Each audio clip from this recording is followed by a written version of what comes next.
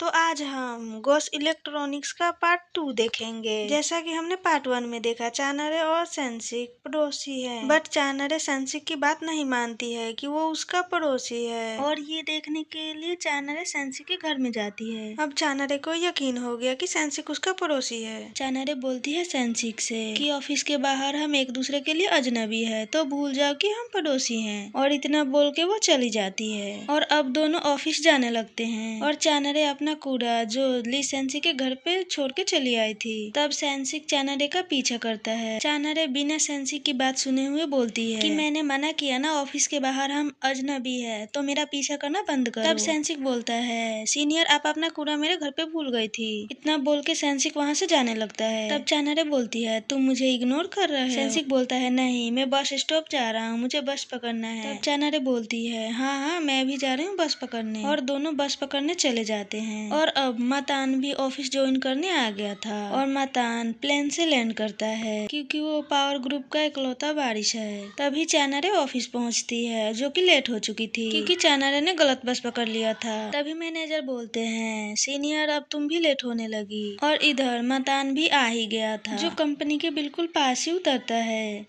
तभी सेंसिक की क्रश सेंसिक को कॉल करती है और बोलती है, तुमसे मुझे कुछ काम था। तब सेंसिक बोलता है, मेरी जब जरूरत होती है तभी कॉल करती हो। तभी उसकी क्रश बोलती है, तुम्हें ऐसा क्यों लगता है, जब काम होता है तभी कॉल करती हूँ मैं। और इधर सेकंड मैन लीड कांगनी भी लेट आती है ऑफिस, क्योंकि उसने ड्रिंक ज्यादा कर लिया था, इसलिए वो भी लेट हो गई थी। और अब मतान ने भी एंट्री ले ली थी ऑफिस में। मतान अपना केबिन देख के मैनेजर से बोलता है, मैनेजर काफी ज्यादा छोटा केबिन है। तभी मैनेजर बोलते हैं, ये मेरा केबिन है, तुम्हारा नहीं है, चलो तुम्हारा केबिन दिखा दूं और तुम्हारे टीम मेंबर से मिला दूं। मैनेजर सभी टीम मेंबर से मिलवा देते हैं, और वे सब अब पार्टी करने जाते हैं। और मतान इधर पहली बार आम लोगों की जिंदगी जीने आता है, पहली बार वो आम लोगों की खाना खाता है, जो कि उसे बहुत पसंद आता है, और मन में ही बोलता है, ये तो बहुत ज्यादा स्वादिष्ट खाना है। और इधर कांगनी जो मतान से खुद को बचा रही होती है और अपना चेहरा छुपा रही होती है, वो मतान को अपना चेहरा नहीं दिखाती और ऐसा क्यों कर रही है हमें आगे पता चलेगा। और अब सब ड्रिंक करने के लिए बोलते हैं, और बोलते हैं चलो सब मिलकर ड्रिंक करते हैं, एक एक ड्रिंक हो जाए। और इधर कांगनी जो अपना बार बार चेहरा छुपा रही थी, तभी मैनेजर बोलते हैं, कांगनी अपने चेहरे पे क्या लगाया? तभी कांगनी बोलती है, नया प्रोडक्ट लिया है, इसे स्किन केयर कर रही हूँ। तभी मतान बोलता है, मैं तुमसे कब से बात करने की कोशिश कर रहा हूँ, मुझे तुमसे कुछ कहना है। कांगनी बोलती है, बाहर चलो, यहाँ मत बोलो। और अब दोनों एक छोटी सी रेस्टोरेंट में जाते हैं। कांगनी बोलती है, तो तुमने पहले ही मुझे पहचान लिया था? मतान बोलता है, हाँ मैंने पहले ही तुम्हें पहचान लिया था। तभी मतान एक लेटर काट देता है और बोलता है, इसे घर पे जाके आराम से पढ़ना, मुझे अच्छा लगेगा, तुम्हारे जवाब का इंतजार रहेगा। इतना बोलकर कांगनी को कार में बैठा देता है। कांगनी इधर बहुत ज्यादा एक्साइटेड होती है और कार में ही कार्ड पढ़ना शुरू कर देती है। उसे लगता है कोई लव लेटर है जो उसे मतान ने दिया है। कांगनी लेटर पढ़ते ही चिल्ला चिल्ला के रोने लगती है, क्योंकि वो कोई लव लेटर नहीं होता है। उस लेटर में ये लिखा होता है कि जो तुमने होटल में मेरे कपड़ों पे खाना गिराकर खराब किया था, वो बहुत ज्यादा महंगे कपड़े थे, तुम्हें उनके जुर्माना भरना होगा।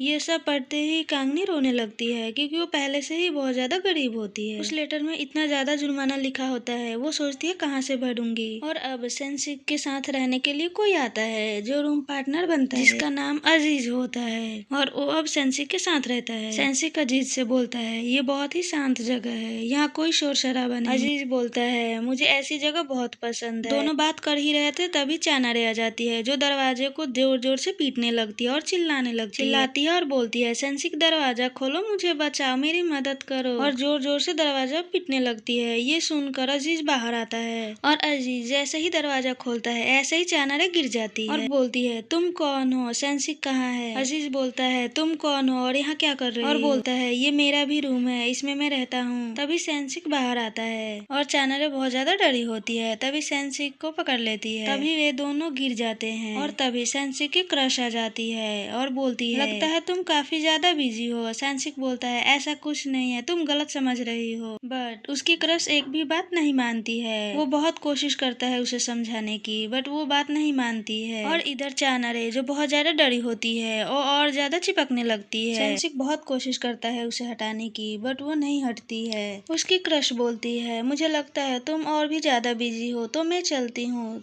तुम अपना लगे रहो। सेंसिक उसे रोकने की कोशिश करता है, बट वो बात नहीं मानती है। वो बोलती है कि मैं जा रही हूँ। बोलती है मेरे पुराने दोस्त की कॉल आ गई तो मैं अब जा रही हूँ, तुम अपना लगे रहो। सेंसिक कोशिश करते ही रह जाता है, वो उसको ना जाने दे, रोक ले, बट चानारे उसे छोड़ती ही नहीं है, उससे चिपकी ही रहती है। क्योंकि चानारे ने एक मकड़ी देख ली थी जिससे वो बहुत ज्यादा डर गई थी। वो मकड़ी से बहुत डरती है। सेंसिक के बहुत कोशिश करने के बाद भी चानारे उसे नहीं छोड़ती है। ये सब देखकर सेंसिक की क्रश बोलती है लगता है मुझे जाना चाहिए। बोलती है मैं चलती हूँ, तुम मजे करो। इतना बोलकर वो चली जाती है। तब तक मकड़ी भी वहाँ से चली जाती है। सेंसिक बोलता है प्लीज ऐसा मत करो, रुक जाओ, तुम गलत समझ रही हो, मैं मजे नहीं कर रहा हूँ, रुक जाओ।